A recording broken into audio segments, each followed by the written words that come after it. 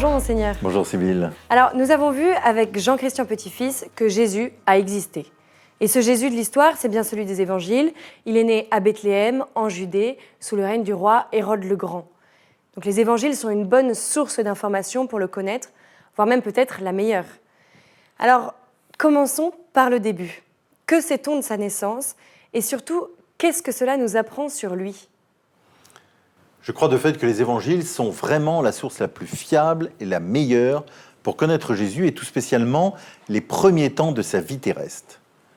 Ce que l'on sait, c'est que c'est déjà une histoire toute simple, la naissance d'un enfant entouré de sa mère, la Vierge Marie, et de Joseph. Une naissance marquée par l'humilité, la simplicité, dans une grotte ou dans un lieu d'extrême pauvreté. Mais aussi une naissance marquée par la paix et la joie. C'est une naissance si simple qu'elle rejoint chacun et finalement n'effraie personne.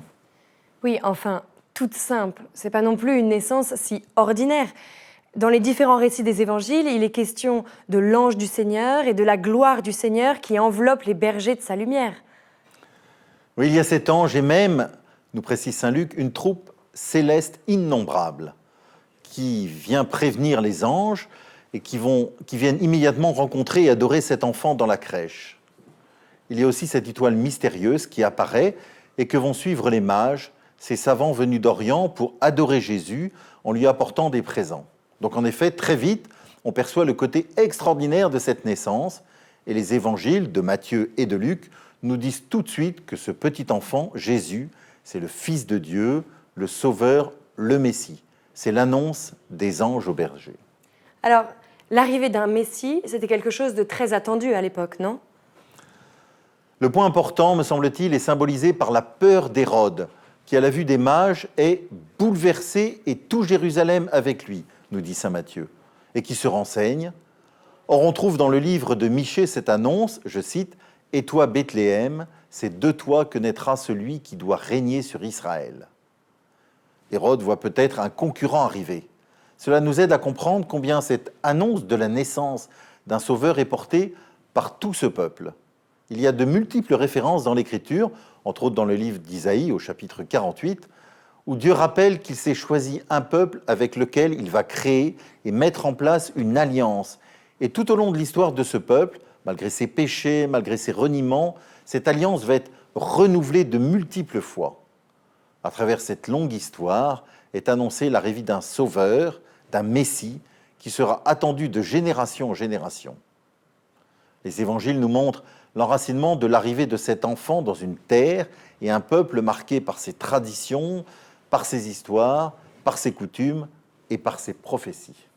Alors, on peut comprendre que Jésus soit vu comme le Messie par Israël, comme le Sauveur. Mais pourquoi dire « Fils de Dieu » ? Ça vient d'où ? Cette naissance nous renvoie immédiatement à ce que l'on appelle les deux annonciations. La première est celle faite à Marie, lorsque l'ange lui dit, je cite, « L'Esprit Saint viendra sur toi, et celui qui va naître sera saint, il sera appelé Fils de Dieu. » La seconde à Saint Joseph, où l'ange lui dit en songe, je cite aussi, « Ne crains pas, car l'enfant qui est engendré en Marie vient de l'Esprit Saint. » Tout d'abord, la Vierge Marie, par son oui, devient mère de Jésus. Son abandon confiant à Dieu résume non seulement toute l'histoire d'Israël qui attend un sauveur, mais aussi le don total qu'elle fait d'elle-même à Dieu.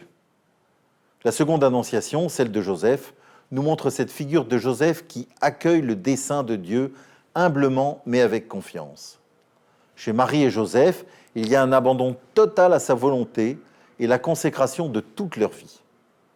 Alors qu'on pouvait imaginer que pour eux, ce n'était pas si facile, qu'il fallait un vrai acte de confiance. Les deux annonciations précèdent Noël et nous montrent profondément deux actes de foi que nous sommes invités à suivre. Et si on a du mal à croire à l'ange, comment fait-on ? On est obligé de poser un acte de foi aveugle, c'est quand même pas très facile.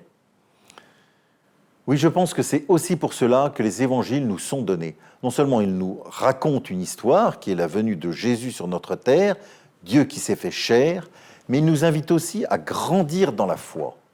Cette question qui court à travers les évangiles est « Qui est-il ? D'où vient-il ?» Et chacun d'entre nous, à un moment différent, réussira à donner une réponse. C'est la question que Jésus pose à ses disciples. Pour vous, qui suis-je ?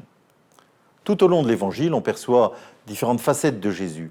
Il est de Nazareth, il est fils de Marie et de Joseph, il est du ciel, il est un prophète, il est le Messie, il est le Christ. Et ultimement, on perçoit cette demande de Pilate avant la Passion, « D'où es-tu » ? Mais alors, s'il est venu précisément à Bethléem, à une date donnée, pourquoi est-ce que cela nous concerne aujourd'hui ? On rejoint la pédagogie de Dieu qui est celle de l'élection. Dieu choisit un peuple particulier, mais ce choix a une dimension d'ampleur universelle. Ce qui est très touchant, c'est de voir que la venue de ces mages d'Orient, au-delà des personnages un peu mystérieux, montre la manifestation et la portée universelle de cet événement. C'est le monde entier qui rejoint Bethléem. Le calendrier universel, d'ailleurs, part de la naissance de Jésus. Cette annonce dépasse le cadre du peuple juif. Alors, la naissance à la crèche, c'est un peu le point de départ. Mais est-ce que ce n'est pas plutôt la suite qui est importante ? La vie d'homme de Jésus, sa mort, sa résurrection, les mages et les bergers. Est-ce que c'est important ?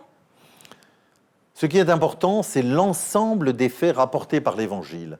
Là, on est au début, et dans un monde perturbé par de multiples tensions, et tout d'un coup, il y a Dieu qui fait irruption dans l'histoire des hommes, qui croise l'histoire des hommes. Et vous voyez, à partir de Noël, il y a une présence mystérieuse de Dieu au milieu de nous. Et le Verbe s'est fait chair, dit saint Jean. Il y a une présence factuelle, datable dans l'histoire, qui permet une rencontre vraie entre cet enfant, Dieu fait homme, et chacun d'entre nous. La grâce de Noël est de se mettre à genoux devant cet enfant, comme les bergers, comme les mages, de prendre conscience de qui il est, d'ouvrir son cœur à sa grâce. Les évangiles de l'enfance ancrent le message chrétien et affermissent notre foi. Ce qui est important, c'est aussi la joie et l'espérance qui nous sont données à Noël. La naissance de Jésus, c'est la joie de Dieu qui nous est donnée. Merci beaucoup, Monseigneur. Alors, les évangélistes ne commencent pas tous par la naissance de Jésus. Et nous allons voir maintenant, avec Agnès, ce que nous dit l'évangile de saint Jean, ce qui nous apprend dès le début sur lui.